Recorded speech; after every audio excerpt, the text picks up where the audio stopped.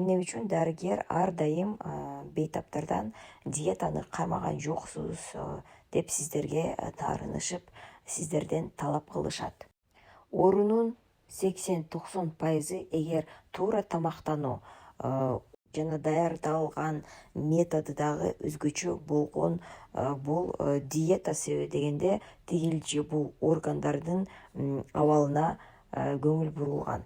Мисалы үчүн ичеги карын оорулары, мисалы үчүн гастрит, холецистит, панкреатит, гепатит деген ооруларга диета, эгер ашказандын жарасы болсо, язва деп коебуз, ошого дагы карата диетасы.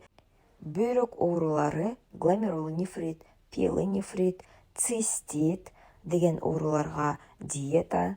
Жүрөк, кан тамырларына өзүнүн диетасы бар. Мисалы үчүн гипертония, КБС деп коет.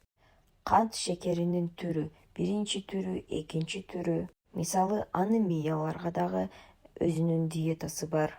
Жана башка көптөгөн оорулардын диеталары болот. Бул диета эмне үчүн? Диетаны эгер сиз ар дайым кармап турсаңыз, демек сиздин ооруңуздун күчөгөн мөөнөтү азайып калат. Мисалы үчүн сизде жылына 1-2 жыл обострение берсе, сиз 5-6 жыл, балким 10 жыл эч кандай обострениясы жок, жакшына жүрө берсеңиз болот. Ошондуктан диета деген бул эң маанилүү болуп эсептелинет. Кайсы оорулардын диетасын сиздер уккуңуздар келет? Мына комментарийге жазып, өзүңүздөрдүн оюңуздарды билдириңиздер. Ошондон кийин анан ооруларга жараша мен диетасын сиздерге жакшылап түшүндүрүп берем.